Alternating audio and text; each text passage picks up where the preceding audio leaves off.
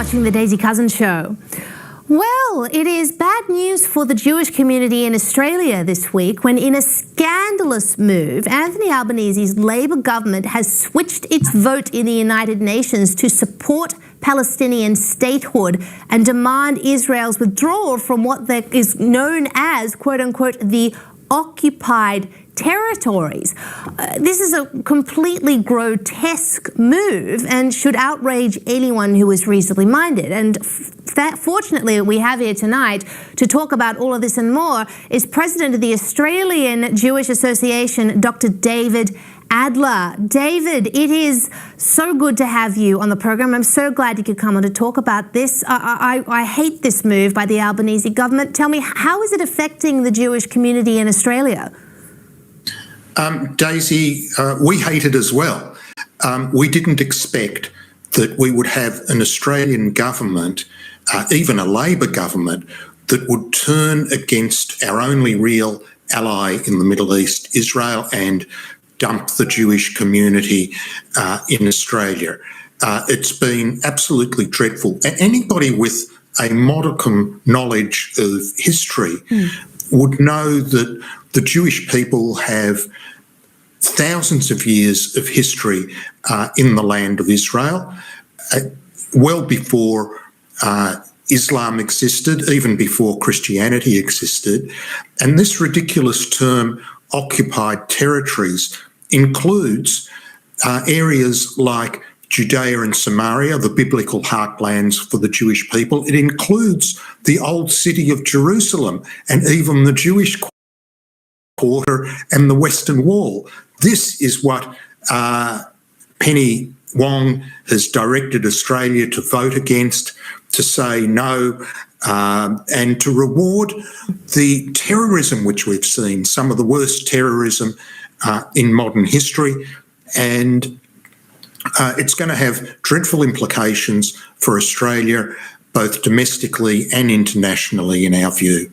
No, absolutely. And aside from the fact that, as you say, it is rewarding terrorists for their very bad behaviour, to say the least, Palestine, that whole area, it can't really even qualify as a state. I mean, in order to be a successful nation state, you have to at least have a functioning government, for one thing. I think, correct me if I'm wrong, you also need to have a functioning economy, of neither of which they actually have. So why is Australia doing this if the place they wanted to be a state can't even actually qualify as a state?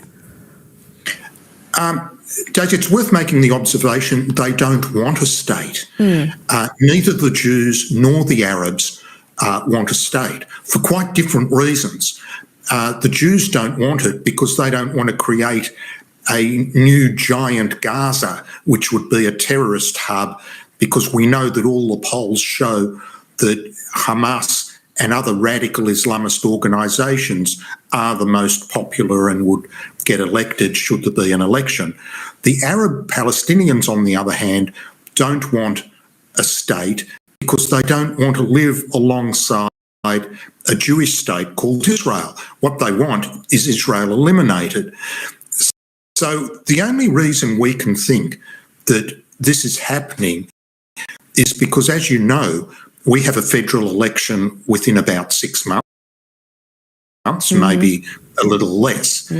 And there are some seats in southwestern Sydney and elsewhere which are held by Labor and are being challenged either by this new Muslim vote movement. We don't think that'll be very successful, but the Greens have gone for some of these seats through their radical positions, and perhaps Labor is trying to chase the Greens more leftwards to more radical positions in order to shore up the Muslim vote, frankly, in some of these seats.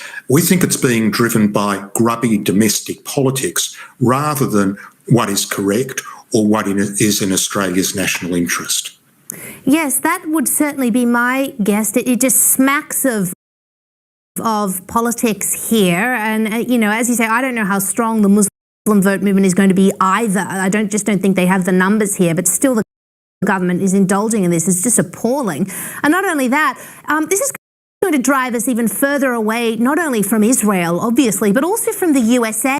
with the incoming Correct. Donald Trump administration fiercely pro-Israel. Now, getting the Americans offside is surely the last thing Australia should be doing. So what is the Australian government thinking?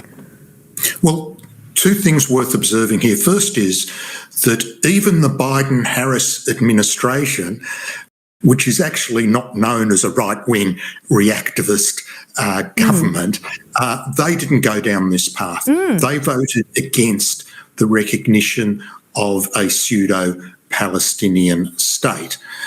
So Australia has taken a much more radical reactionary position than the Americans. But the Trump administration and many of the people that he's bringing in are very principled on these issues.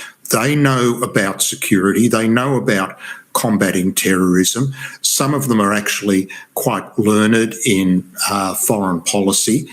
And we think that the Trump administration will take a much more positive view. And don't forget that under Trump previously, there were no Middle East wars. And in fact, the opposite occurred, something called the Abraham Accords, when there were breakthrough agreements to normalise relationships involving a number of the Arab Muslim countries and Israel, led by Israel on the one hand and the UAE on the other.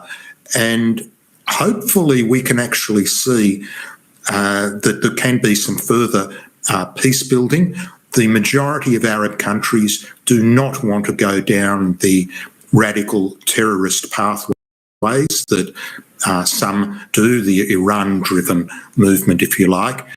And hopefully we can bring Saudi Arabia and a few others into the peace building as well, and that would be tremendous. So perhaps January 20 will be a bit of a pivot and Australia will be left behind. And a couple of American spokespersons for the Trump side have said that, they can't trust a foreign government that undermines their efforts. And Australia would currently be seen as undermining the foreign policy efforts of the United States. Yes, certainly. It's just a mess. And as you say, that we had a lot more peace in the Middle East under Donald Trump. So hopefully I agree that January 20th, Inauguration Day for Trump, will be a bit of a turning point for the war. Let's hope so. And look, meanwhile, David, there was a pro-Palestine protest that took place in Sydney last night outside Sydney's oldest synagogue. I mean, gosh, this pro-Palestine crew, they really know how to pick the locations that will cause the maximum amount of distress to the Jewish community, don't they? Yeah, there was an event at the synagogue last night. The event focused on a high-tech tertiary establishment in Israel called Technion. Technion is world-rated.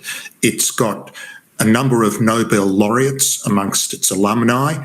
It is the place that did innovation for some of the Intel computer chips. And interestingly, Daisy, a significant cohort of the students there are Arabs.